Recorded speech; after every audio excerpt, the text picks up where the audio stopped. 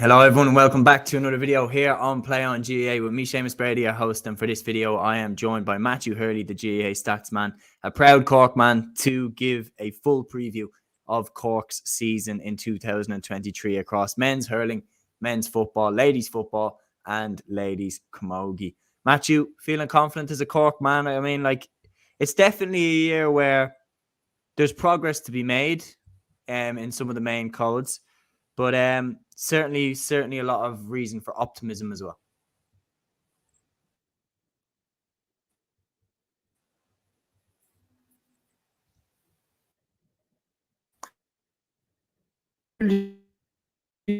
Here to our for men's football, for hurling, we're in with a new manager now. A lot of people are saying we're under a transitional period there. Camogie, probably out of all the four codes, Camogie is probably the one where you look at it and think there's an All-Ireland in that team. Ladies football, there's a bit of friction behind the camp. It's probably one of the four codes where we're going into the championship, in a rag order really. And I don't know what's going to happen in the season. And just before we get into the car preview, I'd like to pay a tribute to Paddy Palmer, who passed away over the weekend. Established journalist in Cork GAA circles, Kerry GAA circles as well. Unbelievable journalist, unbelievable match reporter, broadcaster. I was lucky enough to meet him at 3 games last year. Basically, I know I did well in stats over the last few years and podcasts and with yourself and Aaron, but there was still so much to learn. And Paddy was teaching me along the way. And yeah, he's going to be a big loss for the whole GAA community up and down the country, but especially in the lands of Cork and Kerry. Yeah, no doubt. Rest in peace, Paddy. I mean, he was a master of his craft, and yeah, it's a big loss for the GAA community, no doubt. We're going to start with the men's hurling. And obviously, this is, a new era now for Cork. The Kieran Kingston era is over. A new management team there. Pat Ryan there in charge. Of course, he's got the likes of Donald O'Rourke, Fergal Condon, Wayne Sherlock, Donald O'Mahony, Brendan Coleman, all in and around this team. And not only are they changing in the management, but I get a feeling that the team itself will be going under some significant changes now because, obviously coming towards last season, a lot of questions starting to pop up about, what role does Patrick Horgan have in this team now? Players like that have been established key members of the team for years, starting to get questioned as well as the management changing too.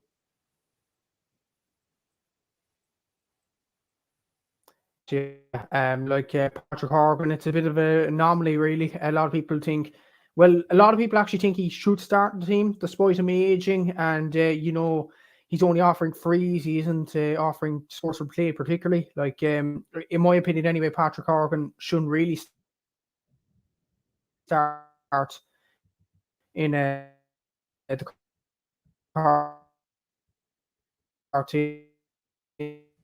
team. I think he's basically. I would say he'd be a good enough. I'd say Patrick Horgan would be a good enough impact player on the team. Coming off the bench, maybe for a player like a Ben Cunningham or Conor Lehan. In fairness to Conor Lehan, did well in the game against Kerry in the Munster Senior Hurling League. So maybe there's a place for him on the team. Shane Kingston, Decky Dalton scored a lot against Kerry. So there are forwards coming up through the team, and I think Patrick Horgan, the best place for him would be the bench. It'd be interesting to see the defense for Cork. There's a lot of good defenders there at the moment. Sean O'Donoghue, you'd have to say, would be in the team. He's the new captain this season for Minnescara.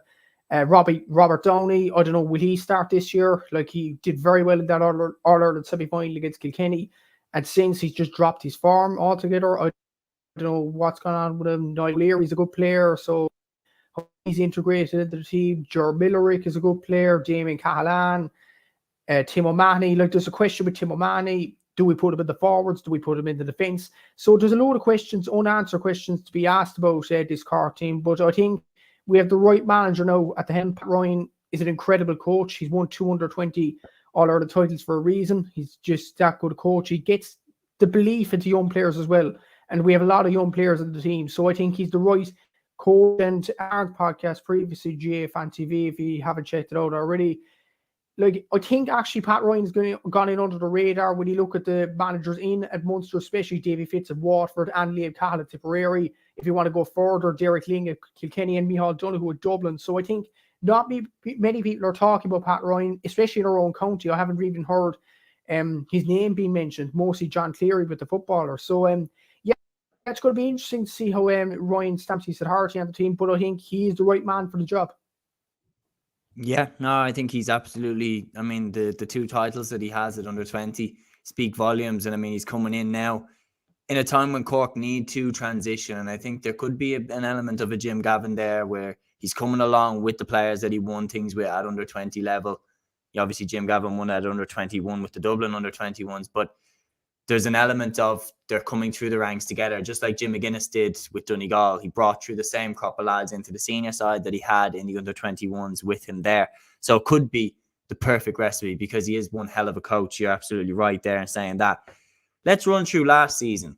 Obviously, there was a positive league up until the final. I mean, obviously, I remember they beat Kilkenny in that semi-final down in Cork. Great atmosphere. I remember Fitzgibbon's goal, and there seemed to be a huge amount of positivity around Cork hurling at that very moment. Then they lost the final against Waterford. They go into the championship. They lost to Limerick and Clare.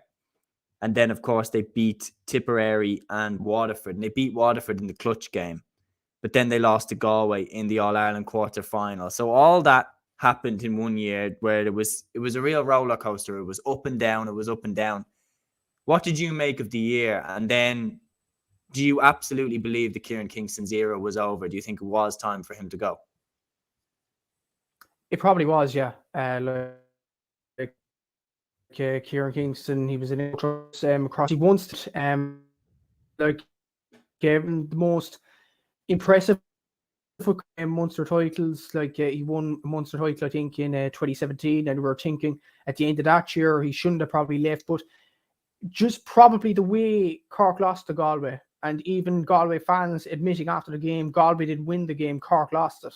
And, that was probably a correct statement when you look at the wides Cork had. They missed 2-12 in the first half alone. And I don't know, there was a question about Patrick Horgan. There was that dilemma. So I think Kieran Kingston, he made the right decision in the end to leave. I think Shane Kingston, a lot of people are thinking nepotism is a thing, but it's almost like a reverse with Kieran Kingston. He seemed to think Shane wasn't good enough for the team, and Shane was one of our best forwards, and the fans were saying that, and he wasn't saying that particularly. Maybe it's the fact that he might be called biased or something like that. Maybe something went on. I don't know what went on, but clean Pat Ryan's coming in. It's not just Pat Ryan. When you look at these under 20 teams, his club size, I don't think had a representation. I think they may have one, that was about it.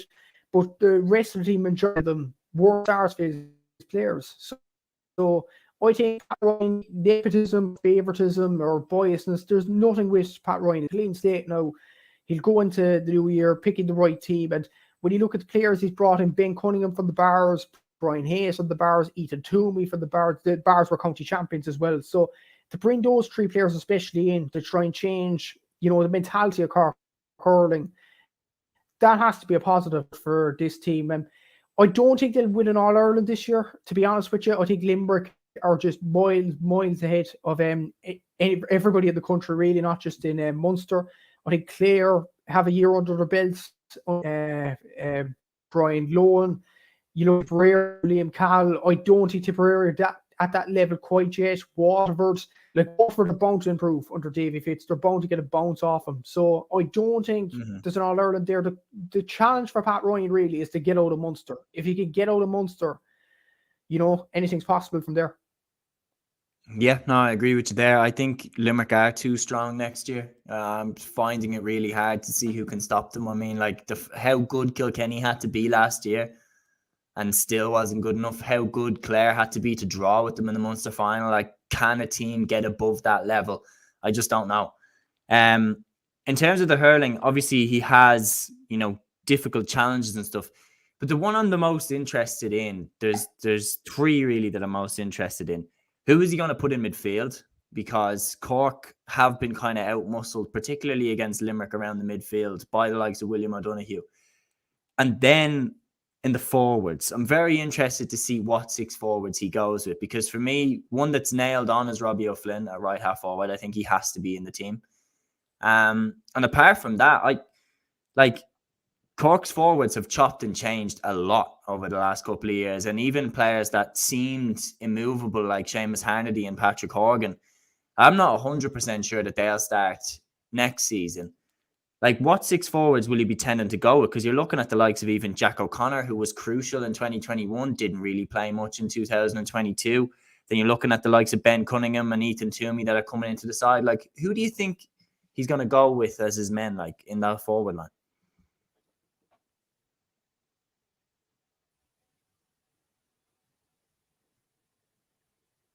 Yeah, it's a difficult dilemma, definitely. When you look at first of all, the midfield, Darragh Fitzgibbon from Charleville he's been performing high level over the last few seasons. Even the Railway Cup team that we picked over the last few weeks, we were saying Darragh Fitzgibbon could have been a standout for that. So he has to definitely be in the Cork team. Ethan Toomey, it's an interesting one with Ethan Toomey because he played midfield for St. Finbarrs. He's been playing in and around the forwards, in underage for Cork. So, and like for the Bars, personally, I thought anyway, I think any other Cork fan would think, sure was midfield, just roaming around the middle and, you know, adding a bit of steel there. Like Darragh Fitzgibbon adds the class and ability, add something different there. I'd probably put Toomey in midfield. When you look at the forwards, under Alan, I know he got sent off in the game against Ballyea for the Bars of the Munster Championship, but I just think he's an excellent player distance as well. I'd put Ben Cunningham at centre forward personally. And then we look at the forwards. Look, it's a difficult one. I'd probably put Shane Kingston there. Like Brian Hayes, so we may as well use him. I put him there, and I put Decky Dalton there. That's who I put in, and maybe use Patrick Horgan and Seamus Hardley as impact subs. Most people in Cork would actually put Seamus Hardley and Patrick Horgan in the same team. I think that's not feasible at this stage. Both of them are well past their best. So I think to have one of them would be enough. Personally, I wouldn't have any of them in the team because we have young, exuberant forwards coming out. You look at Patrick Power, who was excellent in the under-20s, I think, in 2020. Then or 2021 rather. In 2022, he didn't play much for the seniors. He played one game against Clare in the league. That was it. So he's probably a player that you look at. He has to start in this Cork team. And loads of other young players. Jack O'Connor, as you mentioned there, starlet in 2021, and he's not even in the team in 2022. That has to be rectified as well. And with Jack as well, while we're on it, I think Jack is better on the wing. Like Sarsfield's used him as a full forward in their game against Glen Rovers in the Cork Championship. It didn't work.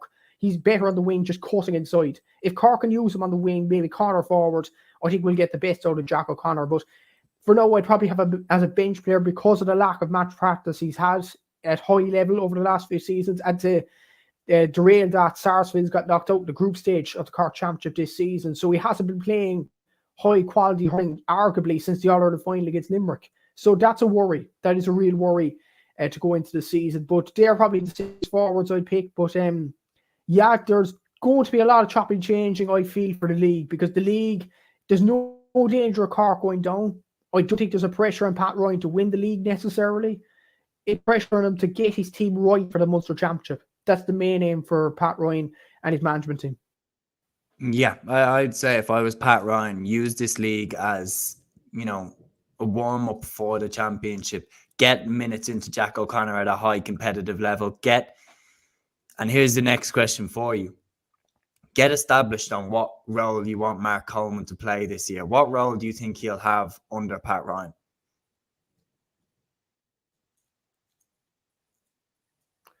This is an interesting one because Coleman, a lot of people are thinking he'd be a midfielder or forward. He plays in the forwards for Blarney, his club. I personally think Mark Coleman and Tim O'Mahony are better as halfbacks.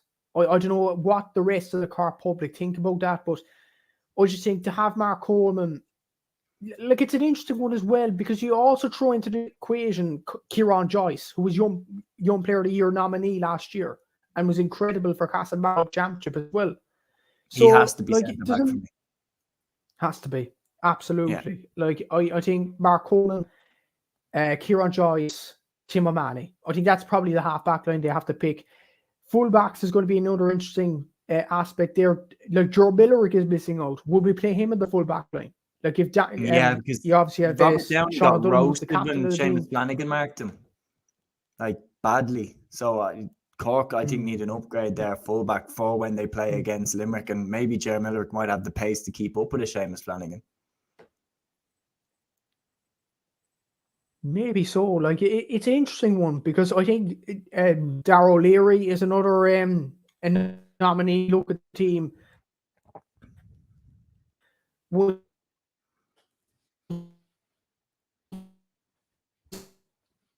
he went last? I know it's only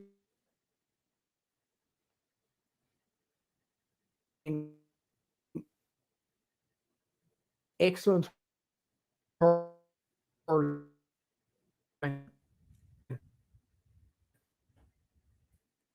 be fair to Darragh O'Leary, just before the Kilkenny game,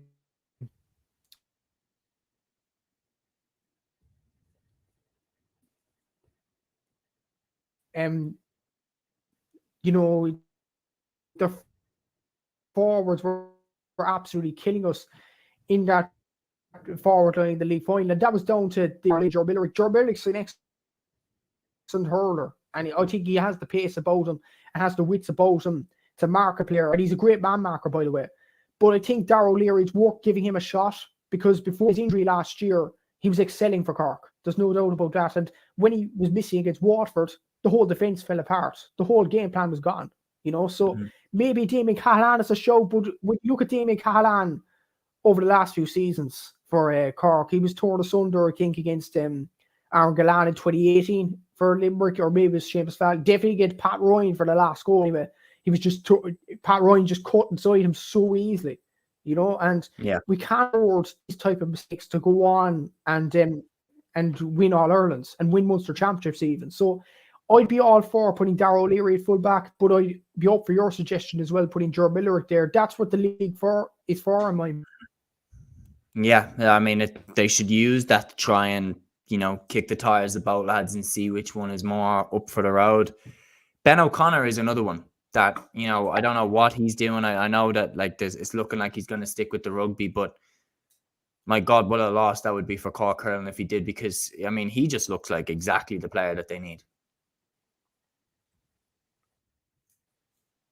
Yeah, and it is unfortunate because he's an excellent hurler, excellent player in general, but he's an excellent rugby player as well. He got picked for the Ireland under-20s recently, or under-19, I'm not sure what it is, but he's in an Ireland squad anyway. So I think that ship has sailed, to be honest with you, Seamus.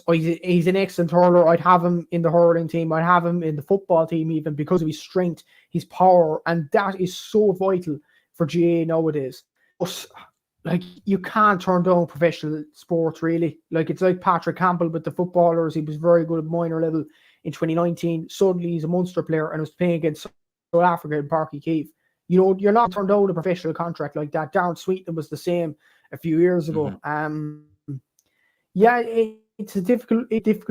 Ben O'Connor, he's an excellent player, no doubt about that. But honestly, Seamus, I ship sail. I think rugby, and that's the end of that. Maybe in Ireland international, if we're talking another sports podcast, we're thinking he could be a future Ireland star in the Rugby World Cup 2027 glory or something like Cork.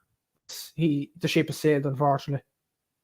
Yeah, I wouldn't put it past him to have serious success in rugby, because you are right, he's just a brilliant athlete in general, and it didn't surprise me that he was good at multiple sports.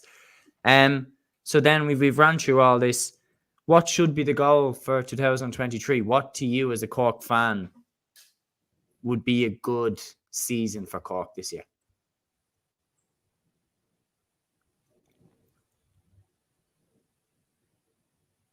Yeah, it's it is a difficult one. All of this is out of the equation now, because Limerick are just so miles clear of everybody else. Munster Championship, I think, to get top three. That's the main aim for this team. It's going to be difficult. You look at Waterford under Davy Fitz, they're going to get a bounce.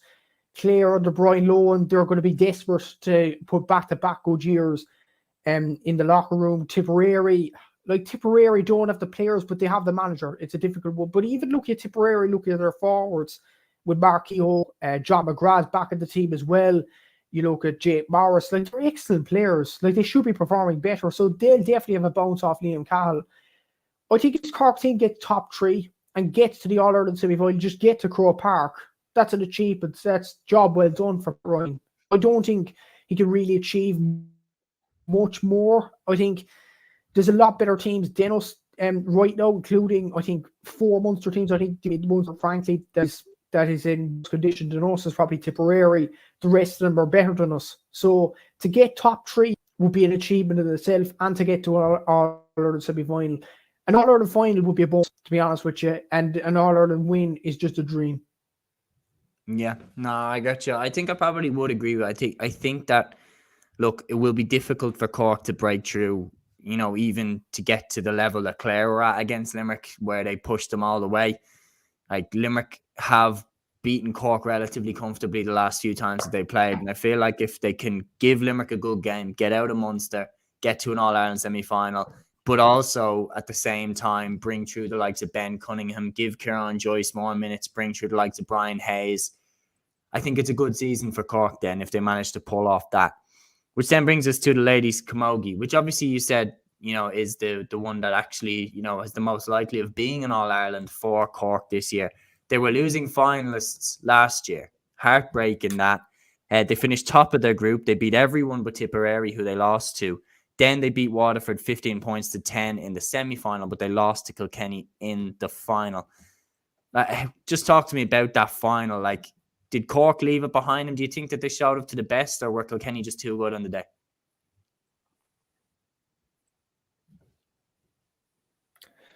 I really don't know what happened to Cork, especially the first 15 minutes. Like they hardly scored anything, and then Fiona Keating gets a goal, and you're thinking Cork could really win this game. And it was just unfortunate at the end that you know, it's the back line, who was so impressive, especially the regime in 2022, was at fault, particularly for the last Kilkenny goal, where Libby Coppinger was absolutely excellent at full back all last year. Absolutely incredible athlete overall. But it was just unfortunate the way it fell down for Sophie O'Dwyer, and it finished in the back of the net, and it's over then. But Davy Fitz is now gone. He's brought in a new coach now, Matthew Toomey, and I was speaking to Matthew Toomey for the Southern Star in the past few weeks or so, and he's saying actually he's going to keep the squad together, the same group of girls. And I think that's going to be great for a great team camaraderie, to be honest with you. There's no new players coming in. There's maybe a few that perform well in the club championships that'll come in. You look at Orla Mullins, who did well in the club championship. And maybe Joanne Casey comes up from intermediate. I don't know. Hayley Ryan, who was very good in intermediate last season. Maybe they come into the team. But it's relatively the same group of players. And what comes with the same group of players is, you know, Matthew Toomey knowing what these players are about. You know what Fiona Keating brings to the table. Katrina Mackey, Amy O'Connor. Like, Amy O'Connor's scoring record as well is absolutely incredible, and she will be a live wire this year for Cork as well. Aisling Thompson, crucial player as well for that team.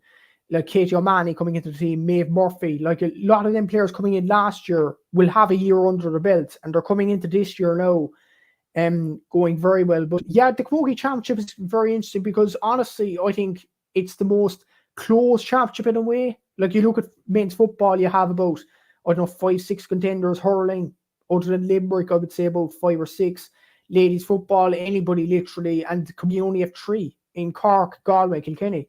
Like, the rest, fair play to Waterford, they have performed well over the last few years or so. Tipperary have as well, but I think definitely the level that they need to get at, them 3 counties are the bar. But for Cork, like, they haven't won All-Ireland in 5 years.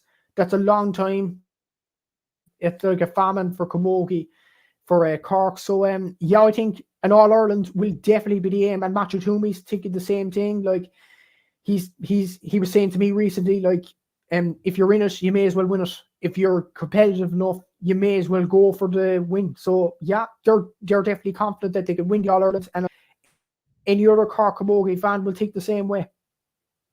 Well, that's exactly it. I mean, they've had heartbreak now back-to-back years, losing to Galway, of course, in 2021 in the final, and then losing to Kilkenny in last year's final. I mean, just heartbreaking stuff.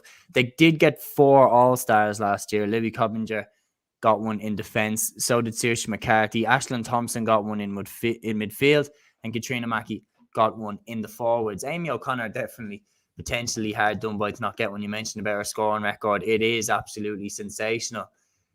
But you mentioned, obviously, that they are keeping the same crop together, which I do think is a good thing. Once I heard that, I was like, yeah, that's, if good, if you want that continuity, and they are taking a step forward together. But how can they improve? If you were to, be in there, what did you look at last season and think that's the difference between Cork and Kilkenny on the day in the final? What, to you, was the difference?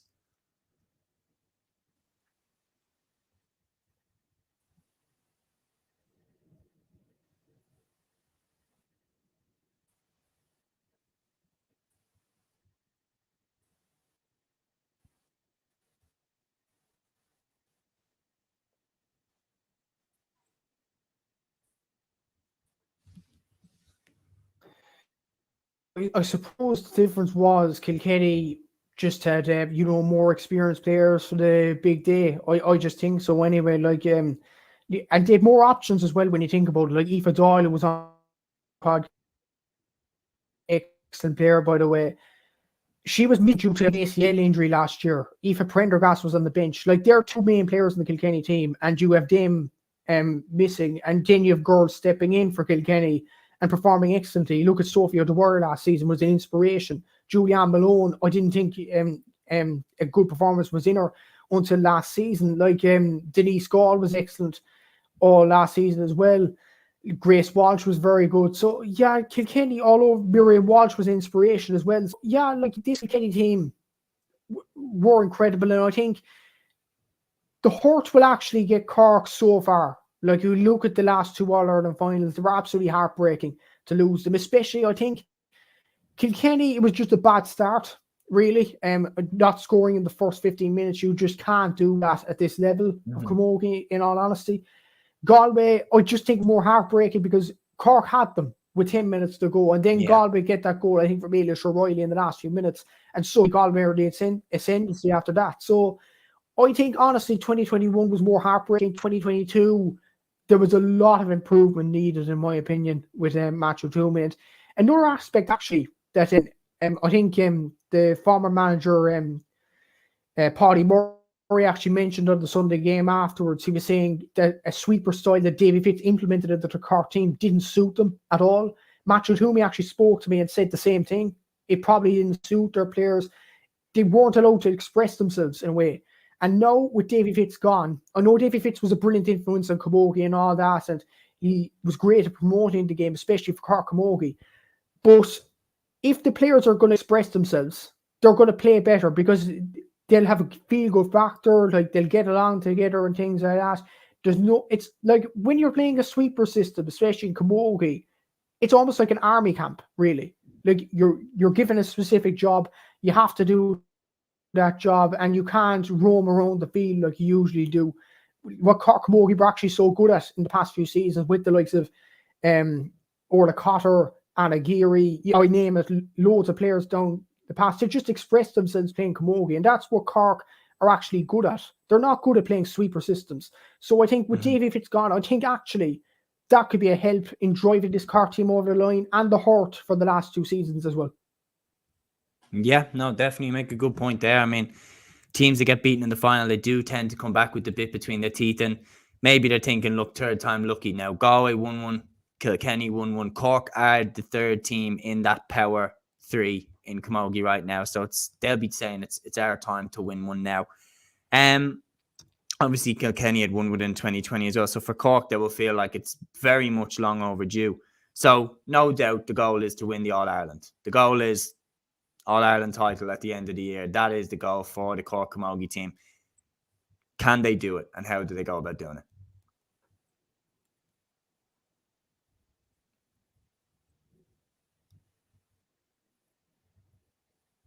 I think they can. Like the players they have, especially, and the continuity in the team, the fact that Davy Fitz is gone, the players to can express themselves now and with it and go about doing it.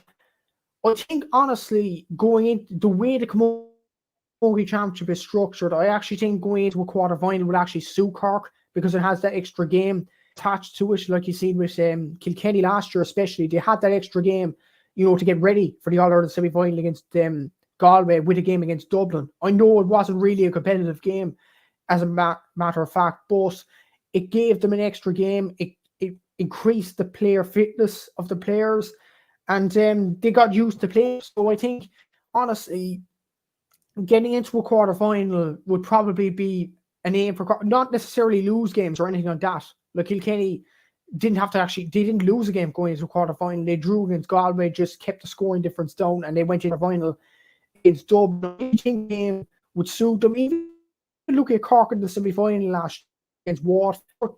There was always an onus to win the game, but they could last, especially the first few minutes in that game. And Waterford looked to have them in their wraps. So I think they were 8-3 up after. So I think the extra game would actually suit Cork coming out of the group stage. That's opinion anyway.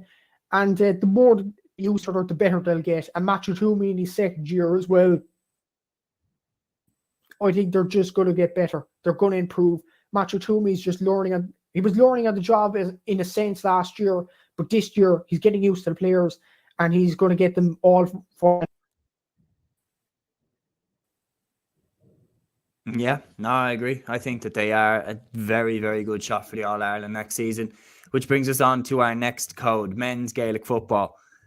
Very interesting, this one, to be honest, because last season they survived in Division 2, beating Offaly on the final day. I think if the Cork team of 2010 had seen the celebrations for a Cork team staying in Division 2, they would have shivered at seeing that. I mean, to think that they've gone from being absolute, titans that were contending for All Irelands all year to be happy to stay in Division 2 in a few years is a bit mad. Keith Ricken obviously left for personal reasons. Now it's John Cleary as the manager. Kevin Walsh is there as a coach, which does, heavily imply to me that he's going to bring, the defensive style that he has, brought to Sligo, that he has brought to Galway. And just in that, what do you feel about that management team, about that appointment with Walsh and with Cleary at the helm? Are you confident in that management team?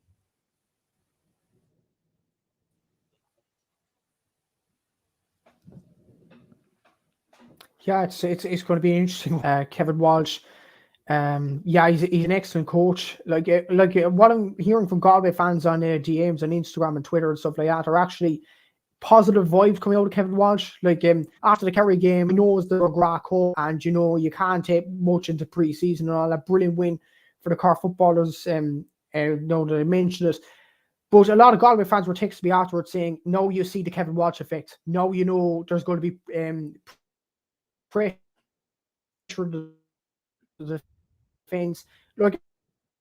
Actually,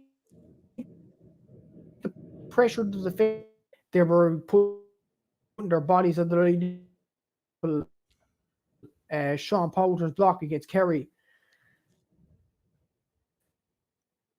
That was epitomised what Cork was about last year, and even surrounding Dublin players. When you look at the defence, needed to add was probably into the team. And the signs against Kerry in the Grac Cup game were he did. When you look at it, Brian O'Driscoll come into the team after performing so well for Carbery in the Premier Senior Football Championship. Stephen Sherlock didn't even start against Kerry, and we still beat them by 12 points. So beat him and all that, but still, when you look at it, Tony Brosnan was playing, Killian Spillane, Oli, Tyke Morley, Dermot O'Connor, Jack Barry. There was still Micheál Burns, Darth Moynihan as well. There were still some very good in that Kerry team, and Cork still have to beat them, So I think it was a good performance from him, a very good start, but all the proof will be in the pudding, even more so against Clare on Sunday, and potentially a McGrath Cup final against Limerick or Tipperary after that. Then against Meath in the league, it's going to be so crucial that we win that game, because in match day 2 and match day 3, we have Kildare away, and we know how tough Kildare Newbridge last season. Even I know it's in Parky Keeve, but are probably ahead in terms of Division 2 teams this season. So, yeah, it's going to be difficult in Division 2, but to win the games against Clare and the McGrath Cup final in Meath would be a very good start for this management team. Yeah, no, I agree. That would be, to get some silverware right out of the gate would be very, very good. And it definitely would lift the morale around Cork football right now. For me, the obvious thing is sorting out the defence, because some of, Cork's issues last season, were the defence. They were getting picked apart, particularly in the Meath game. They got, taken apart in defence quite a lot. Definitely Kevin Walsh brings solidity in that defence. The other big challenge is obviously bringing through the successful under-20s of the last few years, the ones that won All-Ireland titles. Very similar with the hurling, actually. A lot of talent there, a lot of lads that need to be given senior exposure, senior experience. The likes of, the Paul Rings, Cathal O'Mahony's, Damien Gores, Mark Cronin's, Blake Murphy's. These guys are stars of the future if Cork can manage them right. And how do they go about bringing these lads all into the same team, into the same forward line, into the same defence, and get them working together? Do you think that he should approach it by giving them all minutes in the league, or do you think that he should back who he's kind of leaning to more? Say if he does kind of prefer a Cathal O'Mahony, say if he does kind of prefer a Blake Murphy, do you think he should give them consistent game time in the league instead?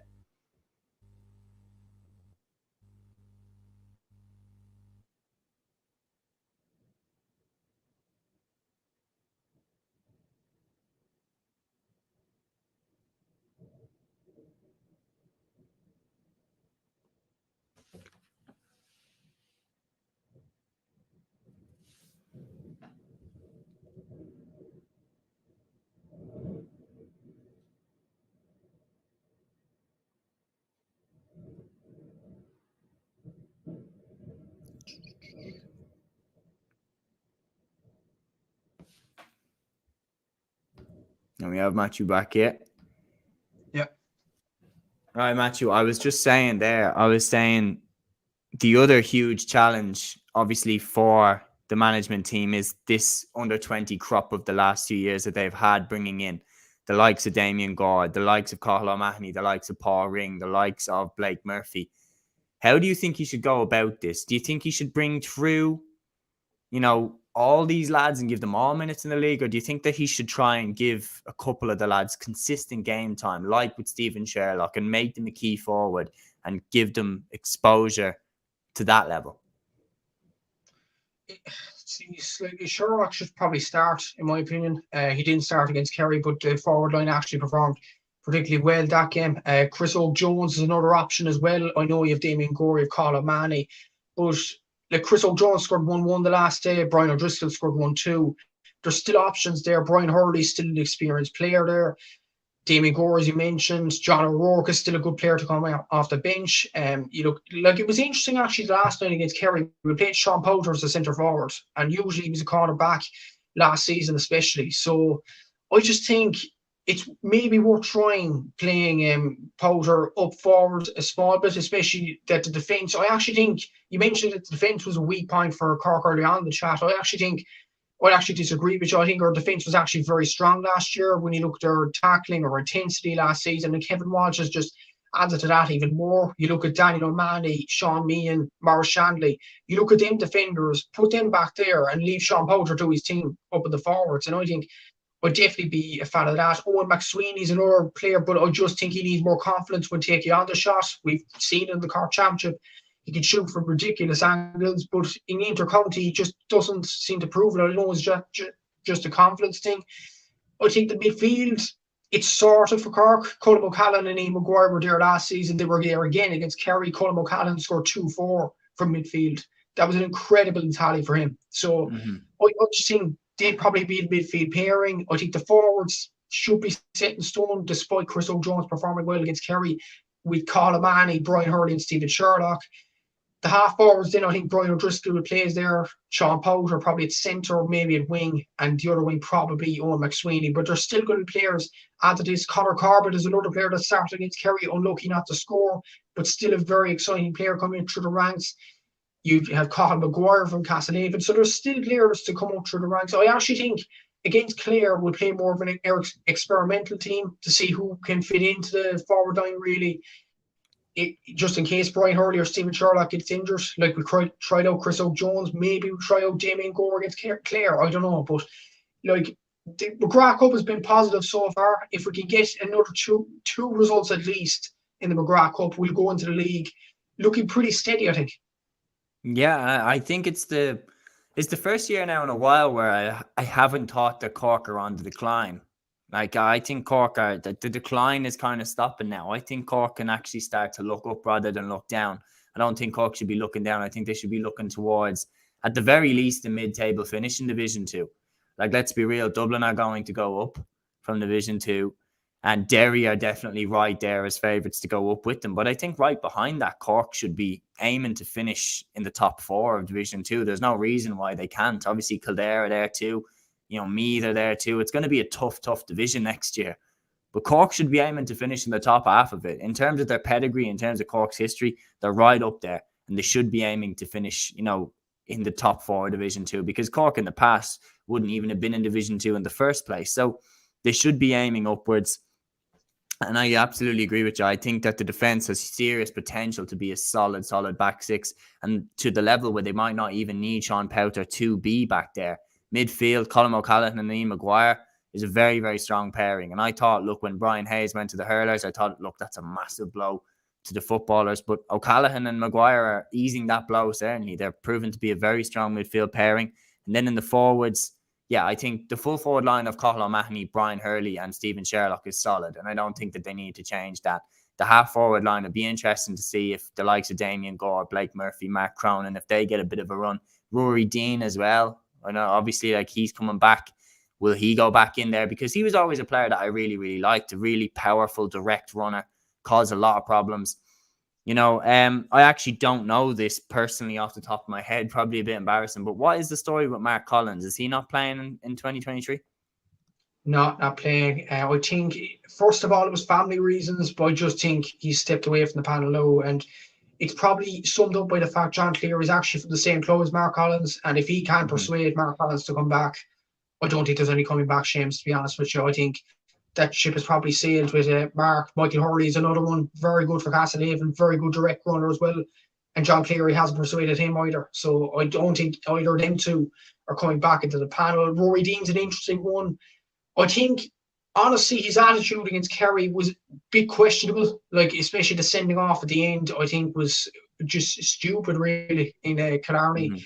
And he left the panel because of that. Keith Ricken didn't fancy him. But no, John Cleary's come in, a fellow West Cork man. And when you look at Rory Dean's performances and Brian O'Driscoll's performances for Carbery in the divisional Cork Championship, and how well they played, how well they were direct running. Like, Brian O'Driscoll hasn't played for Cork since before the Kerry game now, since 2018 against Tyrone, when we got absolutely pummeled in Portlaoise. He's now come in as a forward. He's come in as a wing forward. His two other brothers were on the team against Tyrone as well, but neither of them are playing now. It's just him. And I think there's that less of a distraction there now. I think he's an absolutely incredible footballer. He's shown that this year. But his versatility, really. He's played defender, obviously, for Cork the last time they played there. Brian Driscoll played for Cork. He's played midfield for Carbery, and he's now playing at the forwards for Cork. So like it's incredible versatility from the lad as well. And you look at the defence, there is a potential there. I think what's crucial as well is we get a settled goalkeeper this time round, because I don't think, honestly, we haven't got a settled goalkeeper since Alan Quirk was in goal in 2013 against Dublin. We changed and chopped every year, really. We've gone with Ken O'Halloran. We then went with Ryan Price, and he made an error against Tipperary. We then went with Mark White. We're now sticking with Micheál Martin. I know he's not the greatest at kickouts, and he's not the greatest at distribution, but we have to stick with him now. He's one of the best shot stoppers in the country, I think, in my opinion. But in terms of other play, he needs to improve. And that was an aspect of the game against Kerry that I thought we need to improve on this, and it's kickouts. Like I counted the long kickouts we won. We won, I think, 2 out of a possible 7 long kickouts against Kerry. That's in the McGrath Cup against Kerry's like B or C team. That's not good enough, So we need to improve on that particular aspect of the game. But what impressed me against Kerry on the flip side was the way they actually broke from the fence. Like, they were all supporting each other going up through. They just defended as a unit, what Kevin Walsh teams usually do for Sligo, for Galway, etc. They sit back and then they break at pace. And I noticed that with this Cork team as well. Colin McCallum looks a changed player from 2 seasons ago, for example. Like, you look at Brian Hurley. Even Brian Hurley was coming back and tracking back against Kerry the other night. Brian Hurley. So that's very good to see, to be honest with you. The whole team is working well together. Stephen Sherlock even came on late and wasn't disappointed, needed a bit of a rest, and he'll go full pelt now for the league against Meath. So, look, I think it's a happy camp now. And when you look at the Dublin game, I know something small as well, but the players in a huddle at that time in Croke Park, they lost to Dublin. But at the same time, the players showed a bit of unity. We're together in this. This is the start of our journey, So I think there's positive signs for Cork all over the place, but there is a few negatives, including the kick-out issue, and we need to settle down Micheál Martin as the number one goalkeeper. Yeah, no, I agree. I think Martin definitely should stick as the number one goalkeeper. I agree with you about the shot stop, and I think he's as good as anyone in the country at saving. I mean, remember one particularly against Kerry in 2020 from Brino Bjuglik, where it was brilliant reflexes. Yeah, I think the kickouts thing definitely is a worry, but I think they should just work with him on the kickouts, because kickouts, you can get, better at them. And Micheál Martin is a good enough shot stopper that you should keep him in goal, and you should train his ability to kind of do the other stuff that comes with being in the position. So then obviously we talked about the preseason, we talked about bringing through the young lads, we talked about, the defense. What should the goal be for 2023 in your opinion? The goal, I was talking to my dad the other night, actually, while he was in Scotland, and I was thinking initially top 4 of the league would be achievable, but he was saying top 3 in the league, because like you look at Kildare, the recent news with Kildare, actually they pulled out the O'Byrne Cup because they didn't have enough players. That's a worry for Kildare. I know Newbridge is a tough place to go and all that, but if Cork are going to be serious in competing with Division 1 teams in future years, we have to start by beating teams like Kildare. There's no respect attached to Kildare now, but when you look at the top 2 then, Dublin, I think, are miles ahead. Miles ahead. They should really be a Division 2 team, in my honest opinion. Derry's an interesting one, because our last game is against Derry, and it's in Páirc Uí Chaoimh. If it goes down right to the wire, that'll be a tough place for Derry to go, right down to Páirc Uí Chaoimh there in Cork. It's going to be a difficult assignment for them. But I think what's crucial is we beat teams in Division 2 that we should be beating. We should beat Meath the first game, Páirc Uí Chaoimh. No disrespect attached to me, no, but we have to beat them. Clare and Limerick the same. I know that it's incredible how they've progressed in Munster County, same as Tipperary over the last few seasons.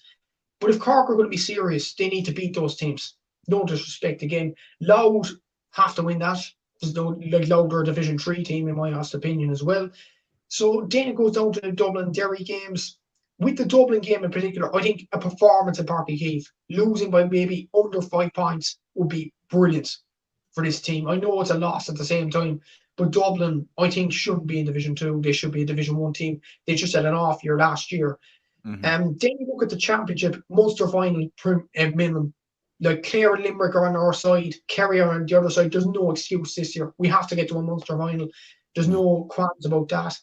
And to get to an All-Ireland quarter-final, I think, if we get to an All-Ireland quarter-final and top 3 in the league with Derry and Dublin, mission accomplished, and we move on again next year with these crop of players, I think that would be a brilliant, and to win the McGrath Cup as well, which is a pre-season competition. I think to achieve those 3 objectives would be brilliant for this Cork team moving forward. Yeah, you make a very good point there. I think if they manage to do all the things you said, and they manage to get, the young lads into the side, build a defensive unit for future years, build a solid, forward line there, keep the partnership between O'Callaghan and Maguire flourishing in midfield, I think that's a very, very good year for Cork. Which brings us to the last code, ladies Gaelic football. Shane Moynihan is the coach, and it's definitely an interesting camp, I think is a nice way to put it. Erica O'Shea is still going to be playing. That's a positive, even though she's obviously in the AFL. There's amazing players in this Cork team. Ciara O'Sullivan, Doireann O'Sullivan. But last season, they got knocked out in the quarterfinals, and they got knocked out by a Mayo side that have a real, vibrant positivity about them. They got knocked out in the quarterfinals by Mayo, which I have to say I was surprised by. What did you make of them last season? Geez, it was very, very difficult, very up and down last season. Like the league, they lost to Dublin and Meath, and the Meath game, we were thinking, first of all, okay, they're all Ireland champions. To put up a decent performance at Park Talbot, and that would be an achievement itself. Dublin, we expected to lose to them in the league as well, but the way the players performed as well was really disappointing. The way they got hammered out the gate, like I think they only scored 1 point from playing the entire game against Dublin, which isn't good enough at this level. Waterford, like they played Waterford twice and weren't really convincing. Then the game against Donegal last year in the Ladies' Championship, I was thinking these players are turning a corner now. Scoring 2-12 in one half of football. That was an incredible achievement there. And this was the Donegal team that ran me close in the All-Ireland semi-final. And we beat them, in the group. We beat Kerry in the Munster final as well. And to think Kerry got to the All-Ireland final, it was just some things in the Mayo game just went badly wrong. The kickouts, we go back to it in men's football, ladies football. I don't know what went on to kickouts that day. We were starting a new goalkeeper, Maeve O'Sullivan. That day, Martin O'Brien is recently retired from intercounty football, legend of the game, by the way. But we're bringing a new keeper now, and I don't know, there's just no communication between goalkeeper and defence. And as well as that, Cork were winning All Irelands when ladies football wasn't really at a high ebb. Now it is with Dublin, with Meath, with Kerry, Mayo to a lesser extent as well. You look at Armagh with Amy Mackin, etc. in that team. I don't think Cork have got to the top of that just yet. I think there's more strength and conditioning involved in ladies football, and I don't think this team is set for that, in my honest opinion. And you said it was a strange camp. It definitely is, because you look at the retirements or players leaving the panel. In recent weeks, you've had Martine, obviously, but you expected that. You had Emer Scally, which I found incredibly surprising. I don't know what went on there. And Anya Terry O'Sullivan as well from Beara. And she was probably, her and Emer Scally were probably, when they came on against Mayo, were probably our most threatening players when they came on. So yeah. I don't know, you stepped away. Is there friction in the camp? I don't know what has gone on, to be honest with you, Seamus. But out of all the four codes, I said this at the start of the chat as well, I'd probably be the least optimistic about the season for the ladies footballers out of all the codes, to be honest with you. Yeah, that says a lot as well when you think that it's not a million years ago that Cork were winning All-Irelands and right up there in All-Ireland finals. A lot of that team is gone now. Pretty much every member of that team that won the All-Ireland last time for Cork is gone. Dublin had an era of dominance thereafter, and Meath now have won back-to-back All-Irelands. But I was saying this year, for Cork, it's open. I think it's there, for anybody to take next year, because Meath, yes, they did win their 2 in a row, but now Eamon Murray is gone. He's not the manager anymore. Will Meath be the same team? Vicky Wall is playing in the AFL. I know is going to play in the championship for Meath, but will her full focus be on the championship for Meath? Will they be the same team again now that they've won the 2 in a row? And Eamon Murray stepping away, it kind of does feel like, is that the end of the journey? Is that the end of the story there with Meath now? Or can they keep it going? You've got Mayo making serious progress. You've got Donegal making serious progress with the McLaughlins, Yvonne Bonnet. Dublin are in a real transition phase now where Donegal took them out. It wasn't the All-Ireland champions that took us out this time. And we've been shown that we need to rebuild there. You've got Kerry, serious progress being made by them as well. So an Armagh are a team that I'm constantly, every year, I'm waiting for Armagh to explode. I'm waiting for Armagh to really put it all together. And each year they keep showing me more and more signs that they're almost about to do that. So for Cork, I think it's open that any one of those teams that I mentioned, I would not be surprised if they walked away as champions at the end of the year. I think it's as open as it's ever been. And for Cork, they have to be confident that they can be one of those teams, because they do have the players. They have the likes of Orla Finn, they have the likes of Darren O'Sullivan that would start for any county in the country. And I think building a team around those, they surely have a shot. I think so, Seamus. And I definitely agree with you on the fact that it is an open championship this year. You don't know what Meath team is going to turn up really. They have excellent players. Vicky Wall is committed for this season, which is a big boost to them. I think Orla Lally might as well. I'm not sure about that. That isn't confirmed. But if they commit, both of them commit, I mean, that's serious talent in the B team already, despite Eamon Murray leaving. Dublin's an interesting one as well. Like, you look at Noel Healy's gone, Lindsay Davies gone, Dave McAvoy's gone. Like, a core of that team is gone as well. So it's going to be difficult for them as well. You look at Armagh, I'm thinking of Armagh. They were kind of a team, I'm thinking, in 2020. They're going to make a breakthrough and win the All-Irelands. When you look at the way they played, especially against Dublin, in that All-Ireland semi-final, Amy Macken was superb. Aoife McCoy was brilliant. Kelly Mallon's a brilliant leader in that team. So you were thinking Armagh were probably in good state. Mayo are a bit inconsistent there. Donegal have good structures there. I'm not sure that they have the talent to win the All-Ireland. With Cork, it's a very interesting one. Like, I just honestly think, you say Orla Finn and Darren O'Sullivan, we could build a team around that. I don't think that's possible, to be honest with you, because of the age of the two of them. Like, Darren O'Sullivan, what is she now, 27, 28? And Orla Finn has recently got married as well. So has Roisin Phelan. So there's an argument they'll go on and do other things with their lives as well, this season or the next. So I don't think it's feasible really to build a team around players that are nearly heading out the door. No disrespect now, but we need to build the team around Eric O'Shea, Simon O'Leary, them type of players who are young, exuberant players that will try their best for the county. Emer Scally would have been an ideal one as well. And she's only 24, 25 years of age. And you're thinking, why is she left the panel? Anya Terry's another one. And you think, why?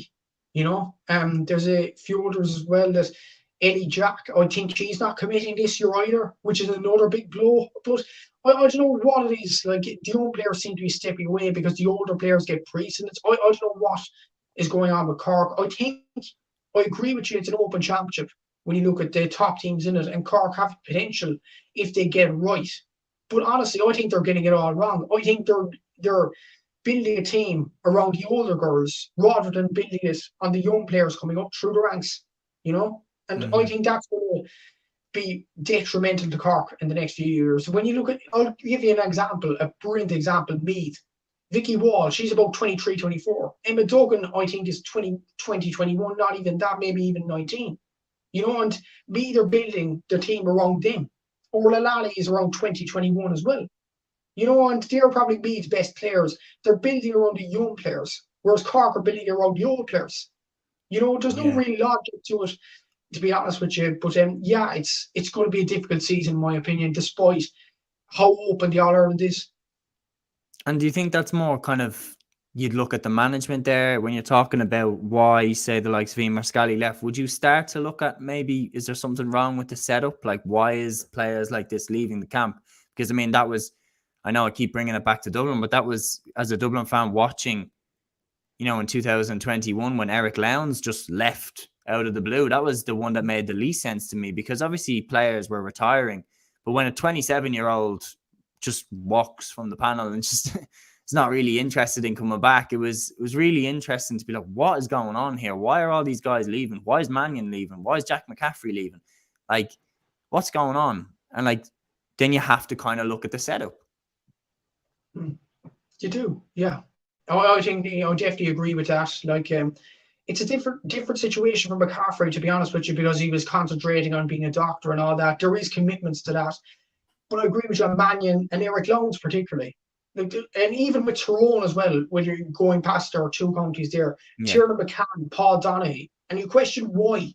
Why are they leaving? There's something clearly wrong in the camp, and it's the same with Cork Ladies footballers. I don't know what's gone on behind the scenes. I really don't know. Maybe it's the fact that Emer and Anya Terry are just sick of being on the bench and just left, And I think, honestly, they should be starting for Cork. Emer Scally especially has been one of Cork's best players over the last few seasons. She scored some vital goals, including that 2014 strike against Dublin in that amazing compact victory. She owes nothing to Cork Ladies football. Yeah. Why she just left the panel, I don't know. There has to be something wrong in the management team or something like that. I don't know what's going on. She mentioned like it's too much of a commitment. I honestly think it's too much of a commitment to just be a sub player. Yeah, I have a question for you there based off of that, just to say this while it's in my head. Paul Mannion left the Dublin team 2021, he wasn't playing anymore. And then he goes and he plays with Kilmacud Crokes, and he shows that he is one of the best forwards in the club championship. And I think that actually could have more of an impact than we could have realised. Because with the split season now, the club championship is getting more and more attention, is getting more and more notoriety. Do you think that because of this, county players are more almost likely to be like, nah, I'm leaving the panel if I'm not playing. I want a certain amount of minutes if I'm going to put all this work in. Do you think that could almost be part of the reason why these players are leaving? Because they know, well, I can just go and play, All Ireland club championships with my club and I can win them and still get the credit for being the world-class player that I am. Yeah, I think it's the same even down here in Cork. Like Owen Commons, we were talking about Cork midfielders, Colm O'Callaghan and Ian Maguire. Owen Commons for St. Finbarrs could have been in that Cork team, but he chose, I'm not going to play inter-county. I'm just going to stick with the club and see what I achieve here. Sam Ryan's the same. Jamie Burns is the same. Despite them playing underage for Cork, they just step away and concentrate on their clubs. I honestly think, like, the club game in the past few seasons especially has gone up so high in levels, I think, in my honest opinion.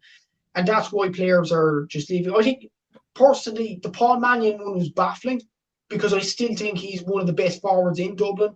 Mm-hmm. The ones about Emer Scally and Tiernan McCann for Tyrone, Paul Donaghy weren't really baffling because they just weren't getting minutes. They're just sub players, And I think that's probably the main thing. Like, you don't want them to leave, but at the same time, you're thinking, I know why they left. They're thinking, But Mannion wasn't starting in 2020. Paddy Small was starting ahead of him at number 13, even though I would take Mannion over Paddy Small personally. Yeah, I'd take him as well. But you'd have to question, was there a disagreement between Paul Mannion and Desi Farrell? If there was, they probably reconciled nowadays. Yeah, but now that he's coming back.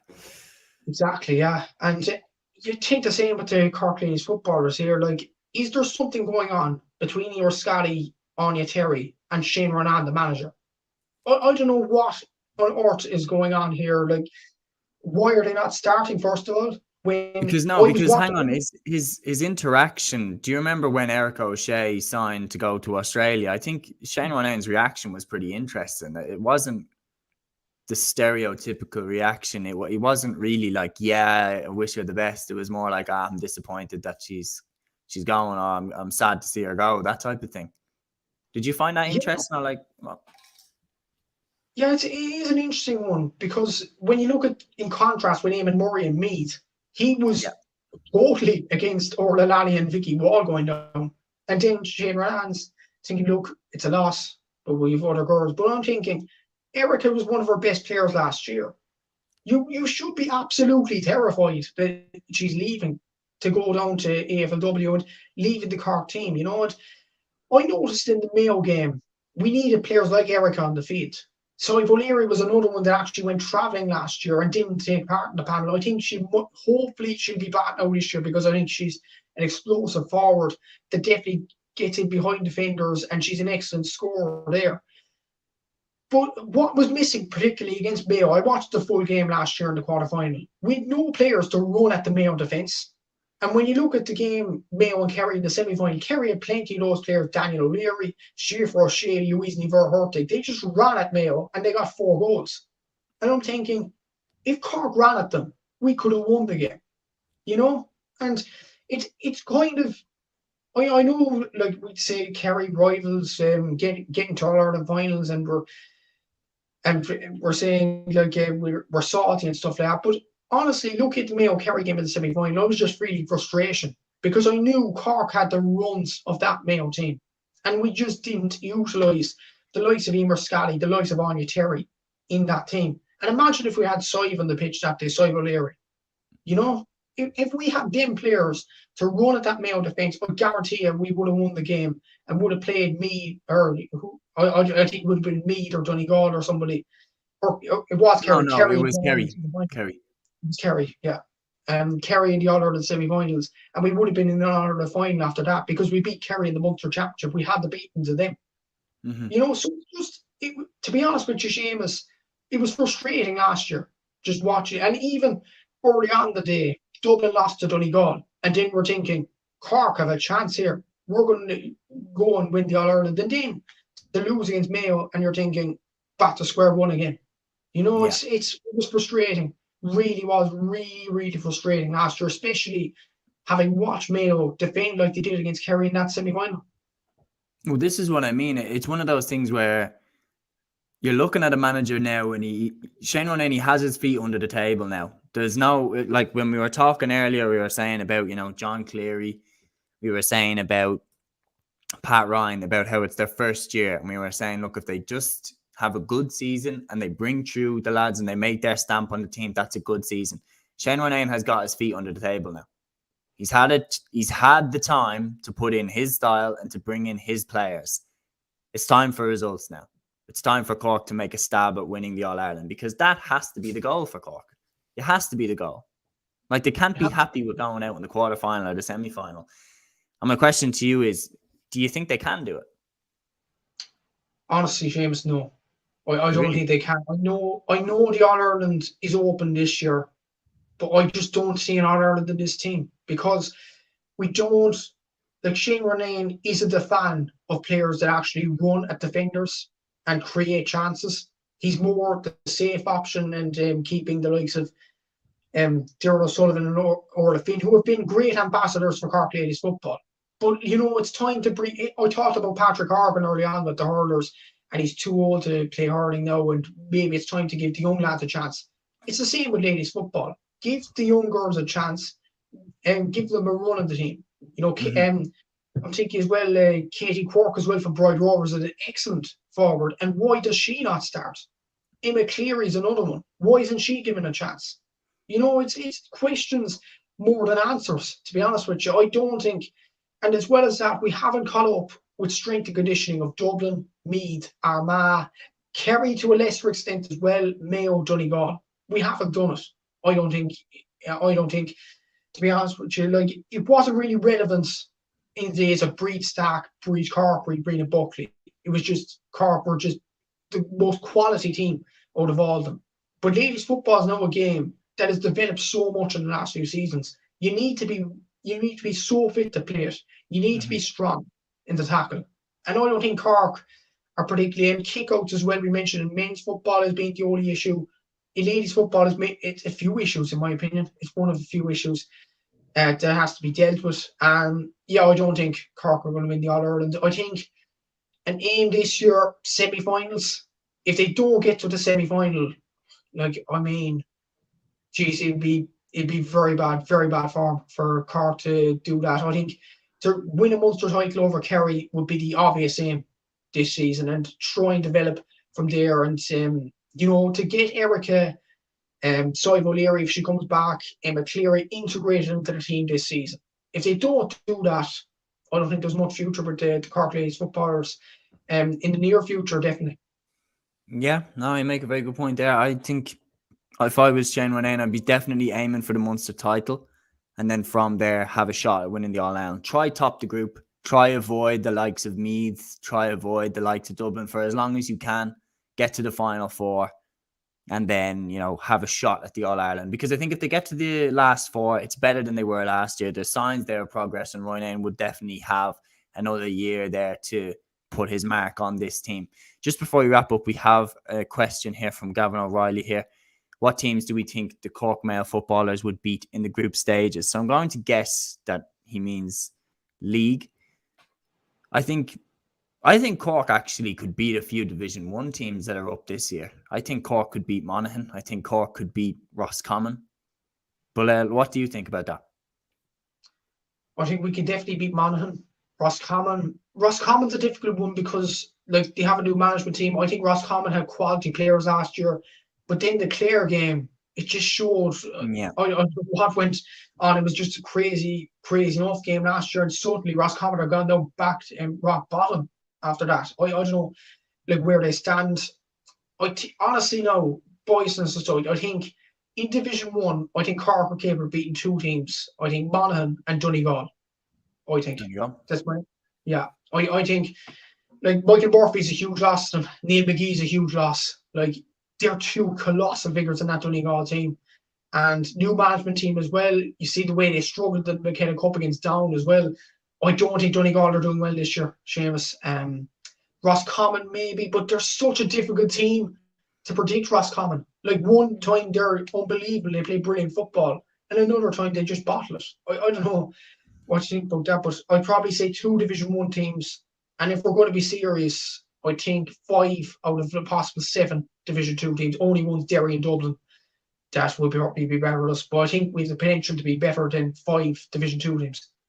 Yeah, I completely agree with what you said. I think like when you look at how much Derry have made strides over the last 2 years, when you look at that as your example, the fact that they were in Division 4 in 2017, like they've made huge strides since then. So I think Cork, definitely a promising year. Definitely one that I think will be watched by a lot of Cork fans enthusiastically. And I think there'll be some serious optimism at the end of 2023 if they manage to achieve everything that we said should be their goals. Matthew, it's been a pleasure again. Thank you so much for giving us your time here with the Cork season preview in 2023. I've been Seamus Brady. Thank you so much for watching. And until the next one, take care.